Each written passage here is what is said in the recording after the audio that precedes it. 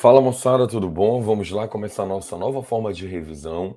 O objetivo dessa nossa aula é proporcionar para vocês análise de cada questão e item das questões que já constaram nos Enems anteriores. Vamos lá, moçada, fazendo análise da questão de número um. A questão de número um, ela vai ser criada no conteúdo cartografia, origem ou história da cartografia ou dos mapas. Essa questão, então, traz o desenho de um artista uruguaio, na qual você vai observar e perceber que o mapa está de cabeça para baixo. Mas o objetivo proposital de colocar o mapa de cabeça para baixo é trazer para que o leitor da questão faça uma indagação. O que é o certo? O norte para cima e o sul para baixo? Imagine-se você morando na Nova Zelândia. A Nova Zelândia é um dos países mais injustiçados pela cartografia, porque quando você pega o mapa do planisfério, a Nova Zelândia sempre aparece lá no cantinho, quase imperceptível. Quer ver a prova? Bora abrir aqui o Google, ó. Mapa Mundi, projeção de Mercator. Aqui está a Nova Zelândia, aqui no cantinho.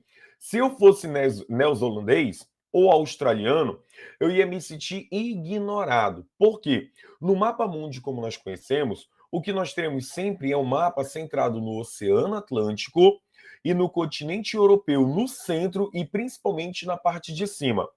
Por que que isso acontece? Porque a cartografia, ela vai apresentar a visão de mundo que a sociedade naquele momento está tendo. Ou seja, todo mapa tem um viés ideológico. Com essa ideia, então, você sabe muito bem que a cartografia ela vai avançar e vai mudar conforme as sociedades e o período da história. Uma prova disso é que, lá no passado, aqui, Hecateu de Mileto, por ser grego, fez um mapa do mundo onde a Europa estava no centro, mas o centro, na verdade, era a Grécia. Mais acima, nós temos aqui um mapa de Anaximandro, que também era grego, e coloca a Europa no centro. Então, a forma de mundo, a visão de mundo, ela está bem destacada. E conforme a cartografia vai avançando, você tem predomínio do conhecimento grego e romano, sendo Roma e Grécia no centro das coisas, né? O eurocentrismo presente na cartografia. Aqui, ó, o mapa de um romano, né? Pompônios, coloca Roma no centro do universo e vamos continuar descendo e conscientemente o mundo ele vai sendo ampliado pelas novas conquistas, mas sempre a mesma localidade de quem está criando o mapa no centro. Durante o domínio da Igreja Católica, era comum que Jerusalém fosse tido como centro do nosso planeta. Assim, então, eu volto para a questão já com essa ideia e vejo que ele me dá essa deixa aqui nessa parte. Ele vai contar bem aqui para mim, ó. Deixa eu marcar aqui, assinalar para a gente visualizar melhor. Quem e com que interesse dita o que é norte? E ainda faça um questionamento em cima disso. Se o nosso planeta é uma esfera e ela está no universo, como é que eu sei que o norte é em cima e o sul é embaixo? Isso porque alguém disse que o norte era em cima e o sul era embaixo para dar a ideia de superioridade. E, obviamente, quem está em cima? Os europeus. Assim, então, você vai olhar para cá e vai ver que o uruguaio questionou as questões do eurocentrismo na cartografia. O gabarito, então, na questão é a letra B. Fechada, então, a questão de número 1. Questão de número 2. Pensando nas correntes e prestes a entrar no braço que deriva da corrente do Golfo para o norte, lembrei-me de um vidro de café solúvel vazio. Coloquei no vidro uma nota cheia de zeros, uma bola cor rosa choque. Anotei a posição e data, latitude 49 graus 49 minutos norte, longitude 23 graus 49 minutos oeste.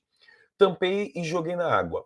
Nunca imaginei que receberia uma carta com a foto de um menino norueguês segurando a bolinha e a estranha nota. Amir, clique para ti entre dois polos. Ah, mano, queria que o norueguês colocasse 200 euros numa um pote desse e jogasse no oceano, mano. E que eu encontrasse isso ali pelo litoral no Nordeste. Isso sim faria meu dia feliz.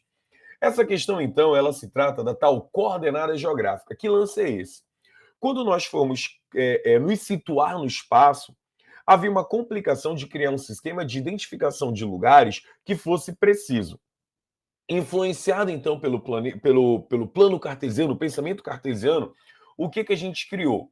Para identificar um ponto na superfície ou no mapa, nós criamos o sistema de coordenadas geográficas, que nada mais é a interseção entre uma latitude e uma longitude. Só que para chegar em latitude e longitude, a gente galgou um caminho, inicialmente criando linhas imaginárias.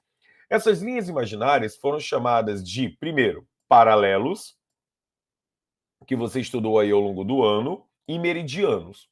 Começando então pelo paralelo. O paralelo seria considerado aquele conjunto de linhas imaginárias na horizontal. É isso que é um paralelo. Assim, então, ao analisar o nosso querido planeta, nós identificamos que essas linhas que aparecem assim recebem o nome de paralelo. Então, aí você vai colocando vários paralelos para representar, tanto para o norte quanto para o sul.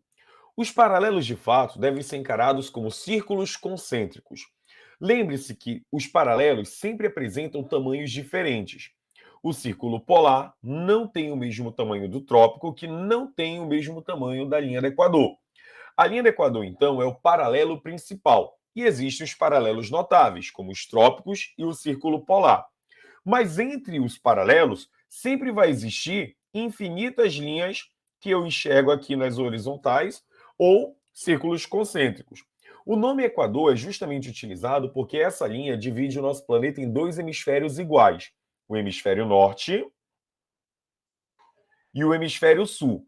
Não se esqueça que norte pode ser chamado de setentrional e sul pode ser chamado de meridional. O norte também pode ser chamado de austral, perdão, o norte pode ser chamado de boreal e o sul pode ser chamado de austral. Assim, então, a linha do Equador divide o nosso planeta em dois hemisférios iguais, tá? O círculo polar não divide, nem o trópico não divide hemisférios iguais. Essa ideia, então, de paralelo, linhas horizontais, ela é válida para quando você está trabalhando o mapa. Já que o mapa é um sistema cartesiano, por ser representado em uma superfície plana, qualquer linha assinalada na horizontal pode ser encarada como um paralelo. Dito isto, então, lembre-se bem que ao traçar os paralelos em um mapa, você precisa identificar você pode identificar com os paralelos uma posição. Se aqui então eu tenho a linha do Equador, eu consigo identificar um ponto sobre a linha do Equador. Só que não é preciso, porque cada X que eu estou fazendo está na linha do Equador. Então eu preciso de mais uma informação. Essa informação ela é o meridiano. O que é o meridiano? O meridiano deve ser encarado como linhas na vertical. Então, considerando um plano cartesiano, qualquer linha que você colocar na vertical, você terá o meridiano. Assim, qual é a ideia então? Que no globo terrestre, os meridianos eles passam a ser semicírculos que saem de um polo ao outro. Cada semicírculo que eu estou desenhando aqui deve ser encarado como um meridiano. Os meridianos têm todos eles o mesmo tamanho, diferente dos paralelos, o que coloca uma maior dificuldade para identificar qual é o meridiano principal. Daí, maluco, o que tu vai pensar? Pô, se eu tenho dificuldade para identificar o meridiano principal, como a cartografia representa ideologia, e os britânicos foram lá e decidiram que o meridiano principal era o meridiano de Greenwich, que é um observatório que passa, né, que a linha passa em cima desse observatório que fica nos arredores de Londres. Então, o Império Britânico, coordenando os mares, acabou definindo esse cara como o meridiano principal. Ele divide o planeta em hemisfério leste, oriental, hemisfério oeste ou ocidental. A partir então de paralelos e meridianos, o que nós conseguimos fazer? Nós conseguimos identificar uma posição exata, porque na interseção de um paralelo e um meridiano, você tem um ponto ou uma coordenada geográfica. Assim, então, ao criar o planisfério, você tem as linhas horizontais, paralelos, as linhas verticais, meridianos. A interseção, então, é uma coordenada. Só que eu não consigo, gente, identificar o item B, porque eu não atribuí valores. Daí vem o conceito de latitude e longitude. Qual é o conceito de latitude e longitude? A distância medida em graus a partir dessas linhas de referência. Sendo assim, então, vou mudar a cor aqui para melhorar nosso entendimento. Aqui eu tenho o meridiano de Greenwich. E aqui eu tenho o meu ponto B. A ideia que nós temos é que o ponto B ele está distante de Greenwich. Então, essa distância, medida em graus, porque a Terra é uma superfície arredondada, ou seja, forma-se um arco, nesse caso aí, uma medida dentro de uma circunferência, nós temos uma medida em graus de qualquer ponto da superfície em relação ao meridiano de Greenwich. Esse é o conceito de longitude. Por isso, a longitude ela vai ser medida para o leste e para o oeste. Lembrando que o oeste pode ser negativo e leste pode ser positivo. Então, aqui negativo, aqui positivo. Já a outra linha que eu vou traçar, de preto, é a linha do Equador. A linha do Equador ela vai ser utilizada para dividir a latitude, sendo o hemisfério norte positivo e o hemisfério sul negativo. Então, aqui eu tenho a distância em graus de um ponto em relação à linha do Equador e a distância em graus de um ponto em relação ao meridiano de Greenwich, achando cartesianamente x, que é longitude, e y, que é latitude. Feito isso, então, a coordenada geográfica que ele me deu aqui, 49 graus norte, seria um ponto para o hemisfério norte, distante da linha do Equador, que é 0 grau, seria para cá para cima, provavelmente um ponto por aqui, e como é no oeste, é esse o quadrante. O ponto que ele me deu é aqui, nessa localidade. Eu expliquei todo o conteúdo de latitude e longitude, mas essas informações, elas já são até demais para que você fizesse essa questão, porque ele quer saber só o que é coordenada geográfica, a informação de um conjunto de linhas imaginárias que permite localizar um ponto ou um acidente geográfico na superfície terrestre. Letra A.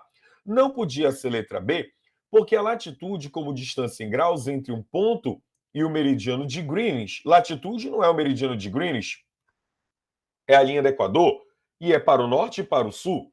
Então ele inverteu os conceitos. Longitude em relação ao meridiano de Greenwich, por isso não pode ser a letra B. C. Não tem a ver com projeção. Paralelos são horizontais. E aqui é o conceito de escala. Então, gabarito letra A. Fechamos aí questão 2.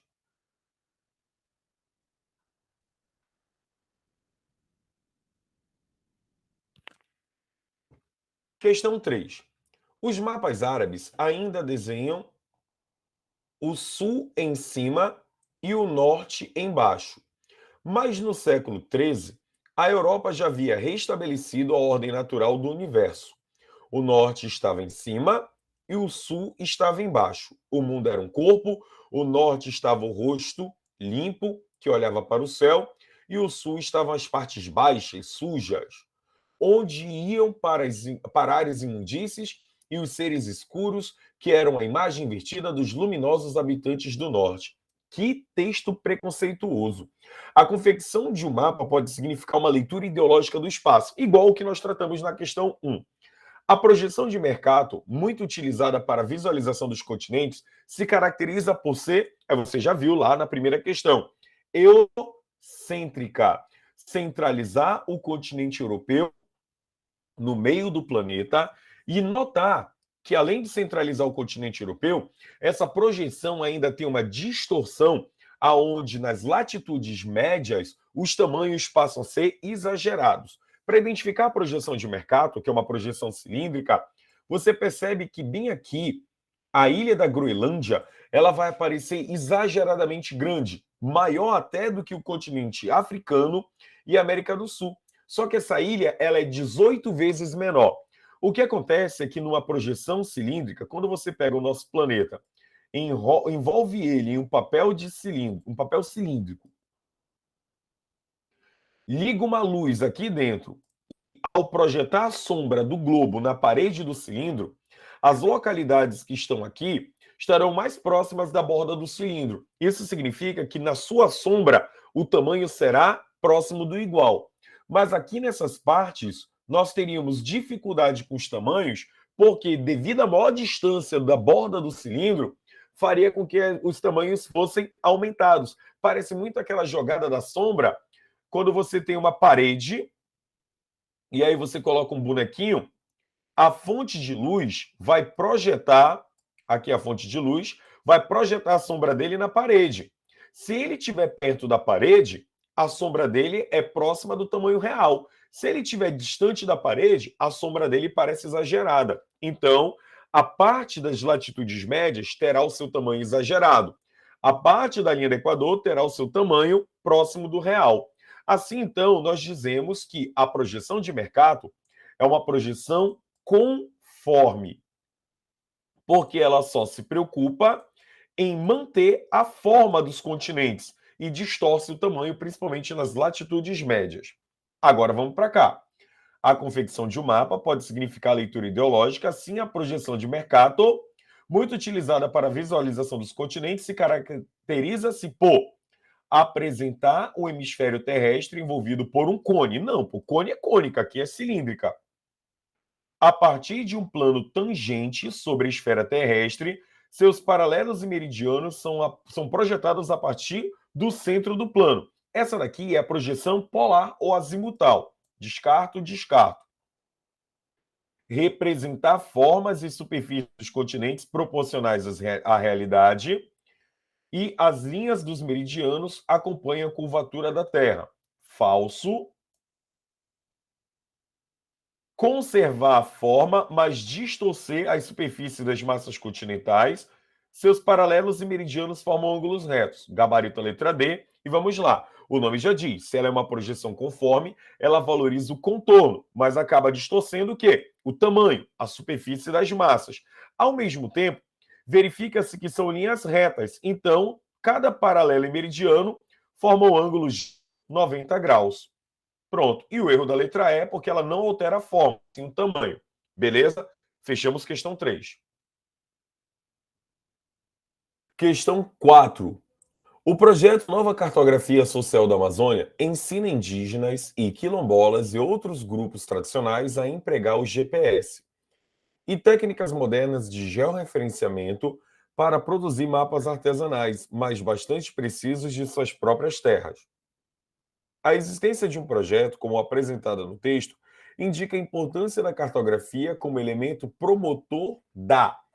Aí, gente, aqui, apesar de ele falar de tecnologias associadas à cartografia, GPS e georreferenciamento, onde você pode localizar pontos com precisão para confeccionar mapas mais dinâmicos e, ao mesmo tempo, com maior detalhes e mais atualizados, a intenção é dos objetivos da cartografia. E como ele está falando de grupos indígenas e quilombolas, está mais associado a uma questão de preservação desses povos, da manutenção do seu modo de vida e do seu desenvolvimento.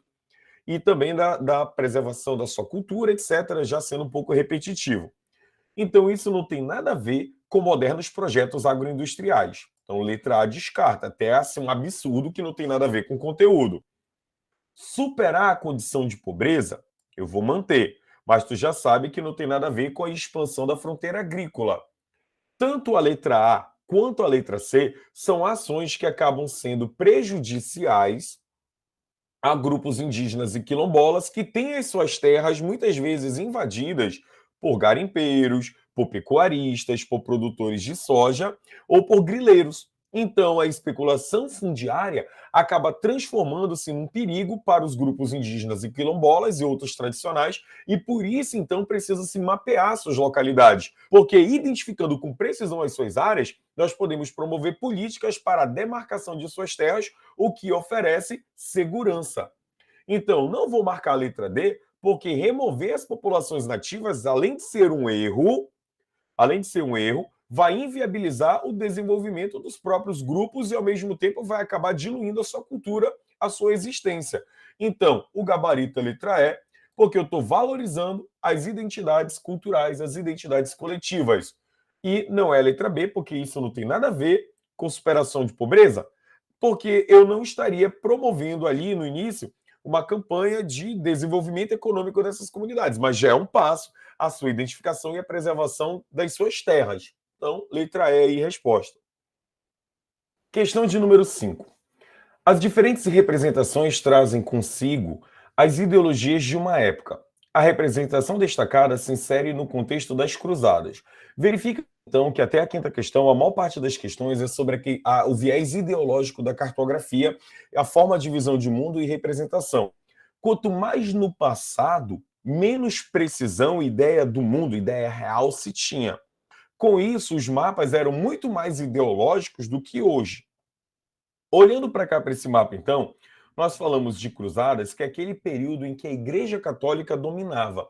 Da importância de Jerusalém para o povo cristão, se fez o quê? Se utilizou uma técnica que demonstrava a centralidade de algumas regiões, e aí Jerusalém, então, é o centro do nosso planeta, gabarito é a letra A. Fica igual aquela história lá do início da questão, né? Passada que eu falei de Grécia no centro, de Roma no centro, Jerusalém no centro, e mais uma vez o lance da ideologia. Então, 5, letra A. Letra B, eu não consigo marcar porque eu não vejo aí aspectos de natalidade, fecundidade que fazem parte de demografia. Muito menos a dinâmica sociocultural do povo nesse período. E falar de uma visão eurocêntrica, primeiro que Jerusalém fica no Oriente Médio e a Ásia está sendo colocada para cima. Então é um mundo que não existia Europa, além da África, além da Ásia. Era ignorado o restante do planeta, nem se conhecia a América nesse período. E apesar do continente europeu estar ali, né, no período das cruzadas, nota-se que nessa época o continente europeu havia murchado. As invasões de bárbaros e mouros fizeram com que a Europa ficasse diluída, Idade das Trevas e tudo mais, então não marcaria essa. Eurocêntrica mais para o período das grandes navegações, renascimento do continente europeu. Após esse período, justamente.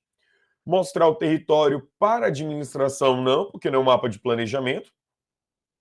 E não existe uma disseminação global de mitos. Está mais para globalização. Então, cancela, letra A.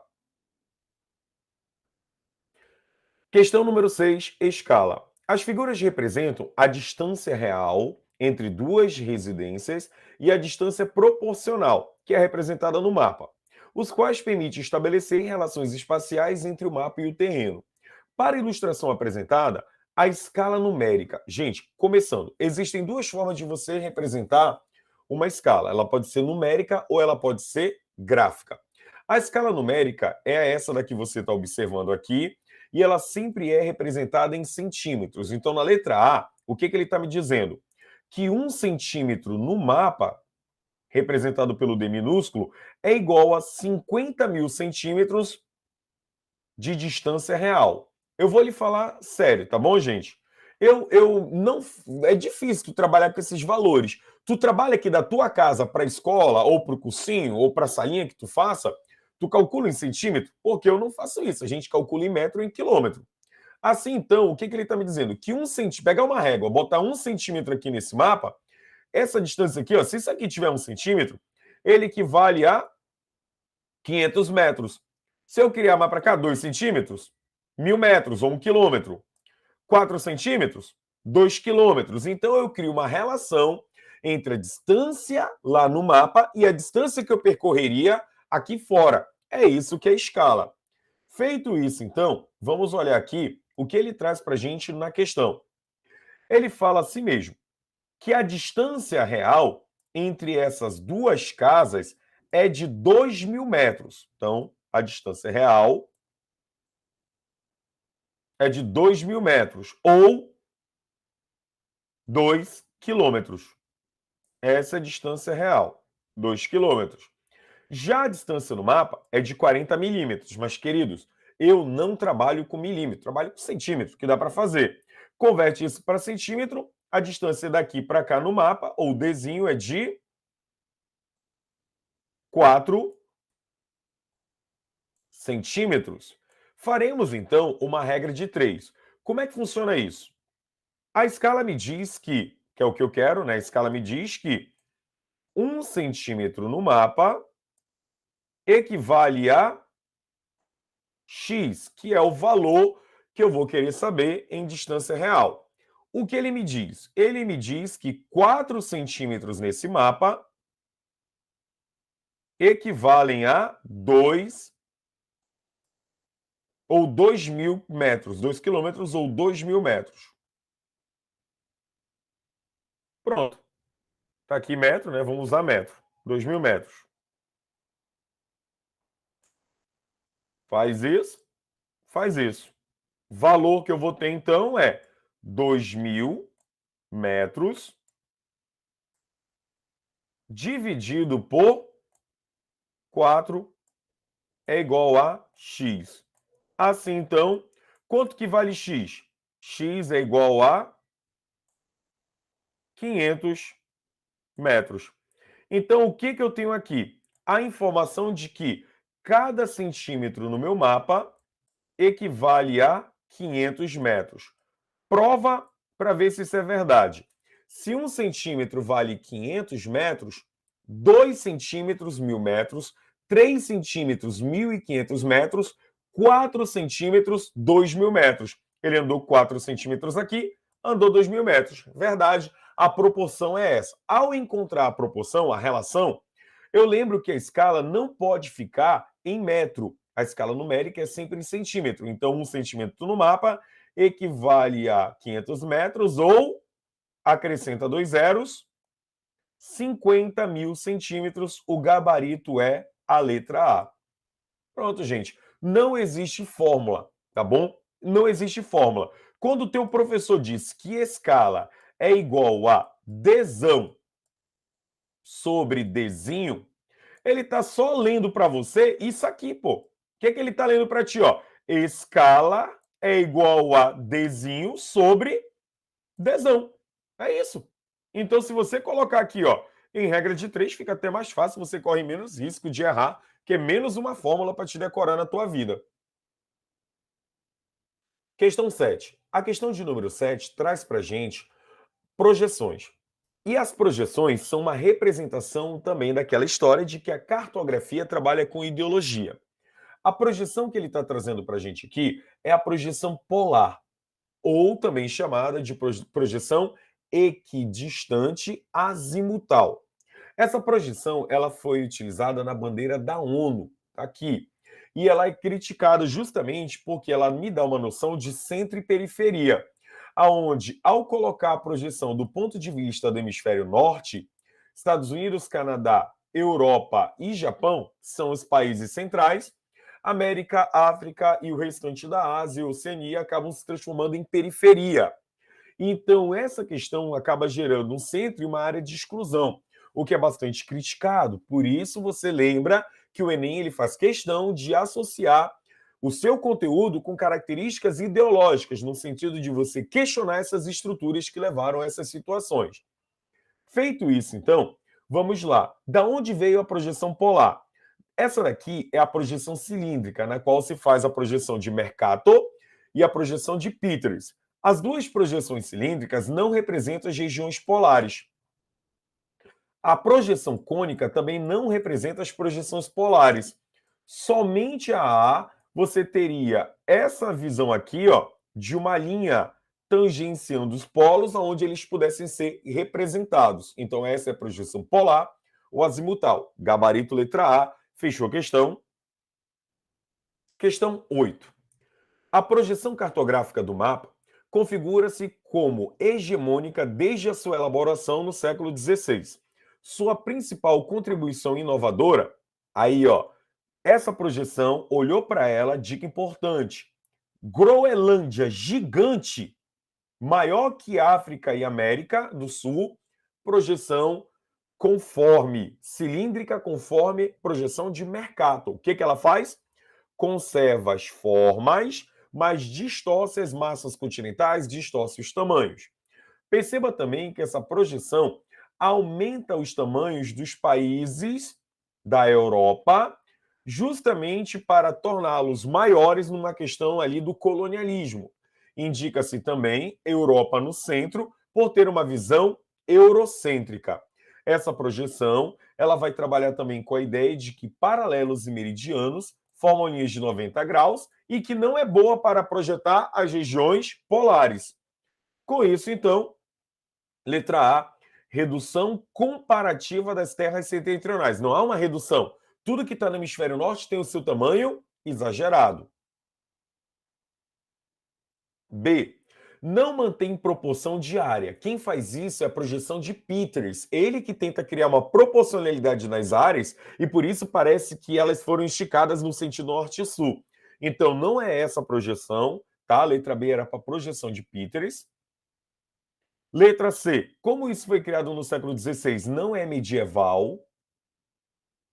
Letra D. Não valoriza continentes recém-descobertos, ela é eurocêntrica, valoriza a Europa. É a adoção de um plano em que os paralelos fazem ângulos constantes com os meridianos. Sim, sempre fazendo ângulos constantes, ângulos retos. Gabarito letra E. Fechada a questão 8. Questão 9. A imagem apresenta um exemplo de croquis.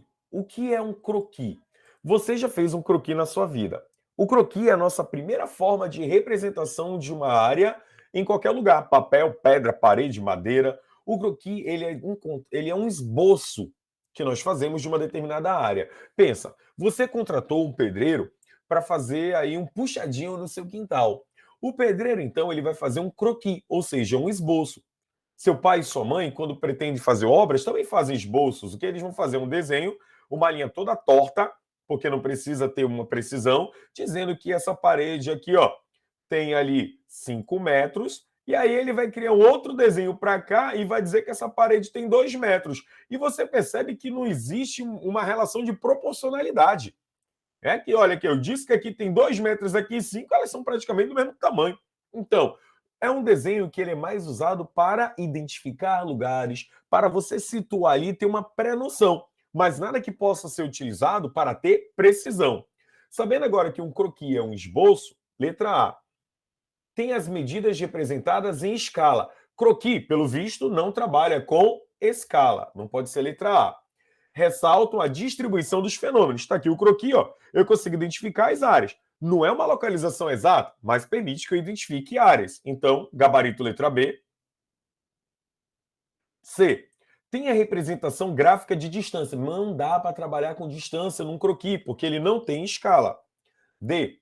Indica a relação entre a dimensão. Mais uma vez, a letra A, a letra C e a letra D está falando que croquis tem escala e croquis não tem escala. Então, se ele não tem escala, eu não tenho como ter precisão de nada. E a letra E fala de coordenadas, ó, proporciona a obtenção de informações de um objeto localizado na Terra. Na verdade, nem a escala. A letra E fala de sensoriamento remoto, em que eu posso manipular e obter informações de objetos sem estar lá com ele, sem vê-lo. Eu faço isso à distância. Daí a palavra remoto está associada a tecnologias da cartografia, não pode ser a letra E. Fechou, questão 9. Resposta a letra B aí, croquis. Conteúdo aí simples, fácil e nós já usamos no nosso cotidiano. Agora o Google Maps acabou, né, com croquis. Acabou não, né? Mas deu uma reduzida aí na sua importância. 10ª questão. A análise da imagem remete a uma estratégia que pressupõe. Então tem que olhar para a imagem. Estou olhando para ela aqui. Eu vejo aqui a região amazônica. Não é a região norte, é a região amazônica. Porque além de todos os estados, tem o oeste do Maranhão e parte do estado do Mato Grosso, ou todo o estado do Mato Grosso aqui. Essa região é a região onde está a floresta amazônica, mapa de região amazônica. Feito isso, então, o que é o CIVAM? O CIVAM é o Sistema de Vigilância da Amazônia, que é utilizado para o monitoramento da nossa região através de satélites, através de radar, através de presença e efetivo militar. Então, você tem tudo isso daqui fazendo parte do CIVAM. Letra A, preocupação com a entrada de imigrantes? Não é com a entrada de imigrantes, é controle para narcotráfico, biopirataria, invasão de território. Qualquer ação é monitorada, é uma questão de segurança. Então, não é apenas algo para determinação do governo impedir expansão de países vizinhos, até porque você não tem Colômbia e Venezuela invadindo o Brasil, isso causaria um conflito internacional. Letra C, utilização de tecnologias, ele diz aqui, ó, telecomunicações, radar, satélite, sensoriamento remoto, né, tirando imagens da superfície para que nós possamos identificar irregularidades, etc. Então, utiliza-se tecnologia. No processo de territorialização do espaço brasileiro, mantenho a letra C por enquanto. Decisão em proteger não tem nada a ver especificamente com hidrelétricas. E direcionamento de investimentos militares para proteção de recursos bioenergéticos. Também tem a ver, mas é mais monitoramento mesmo. Fico com a letra C, porque seria algo muito específico. Pô, o CIVAM é apenas para proteger o nosso patrimônio contra a biopirataria? Ele não serve para mais outra coisa? Então a resposta deveria ser mais genérica. Pode ser para isso, mas tem muito mais. Então, gabarito letra C, fechou aqui, questão de número 10. Gente, questão 11. Talvez seja a questão mais difícil desse nosso material. Por quê? Porque quando nós aprendemos projeções, basicamente existem três tipos de projeções: as projeções cilíndricas, cônicas e planas, também chamadas de azimutais ou polares, ou equidistantes, né, mano? Igual Satã, tem vários nomes. Aí, qual é o nosso problema aqui? O nosso problema é que nessa questão nós temos aqui a visão de projeções oblíquas, ortogonais e transversas. E isso não é comum, ninguém estudou isso no ensino médio. Em geografia, eu desafio você me dizer se estudou projeções e se essas projeções eram oblíquas, transversas ou ortogonais, tá? Isso é geometria e eu nem sei se em geometria tu trabalha isso aplicado à projeção nas aulas de matemática. Mas aí eu te dou uma dica, uma deixa. A melhor forma de você responder essa questão, ela te dá a possibilidade de sobreviver com base nesse mapa aqui, ó. Esse aqui, que seria o número 2, é a projeção cilíndrica como nós conhecemos. E assim, então, eu não marcaria a letra B, porque o 2 é cônico, nem aqui a letra C, porque o cilindro ele fica na vertical e não transverso, né? Isso aqui que é o transverso, o cilindro, entendeu? Enrolando o globo horizontalmente. Não marcaria a letra D, porque aqui ele é oblíquo.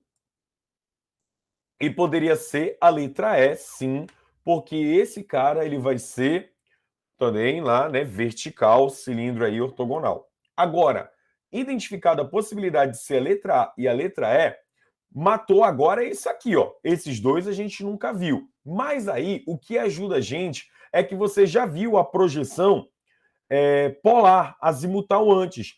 Primeiro que é um ponto no polo, e aí você vai ter isso aqui, essa representação conforme a bandeira da ONU. É assim que você vai observar. Aí você vai ter no centro ali Estados Unidos, Europa e Japão, a periferia África. Note que nenhuma dessas projeções apresenta isso aqui no primeiro. Então, a resposta por exclusão é a letra A. Agora veja que as linhas, então, elas estão em diagonal, mostrando a projeção como se fosse oblíqua. Olha a América, deixa eu apagar isso aqui. Olha a América do Sul como está em diagonal aqui. Aí, veja agora, aqui horizontal, a transversa. E note o quanto a América do Sul está de lado, assim, lateralmente. Olha só o centro da projeção. Aqui está em diagonal, aqui está horizontal. Mas, gente, não crisa com isso, nem precisa aprender isso nesse momento.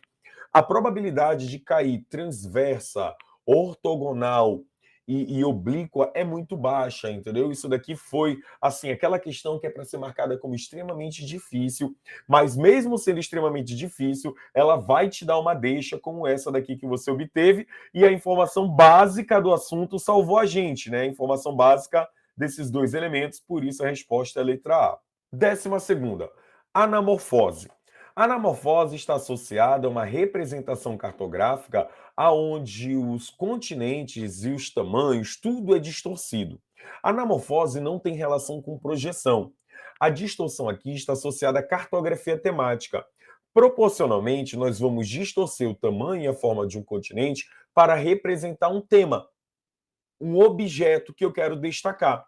Por exemplo, se eu fosse fazer um mapa demográfico, eu distorceria o tamanho da China, colocando a China e a Índia exageradamente grande, enquanto eu colocaria países como o Canadá, que é o segundo maior país do mundo, bem pequenininho, pois o Canadá é muito menos populoso. A Austrália é o sexto país em tamanho. Então, a Austrália é maceta, é quase do tamanho do Brasil ali. Só que eu colocaria a Austrália fininha, porque a população da Austrália é pequena, é 23 a 25 milhões de habitantes. Mas o Paquistão, que é muito pequenininho, eu botava gigante, porque ele é a quinta maior população do planeta.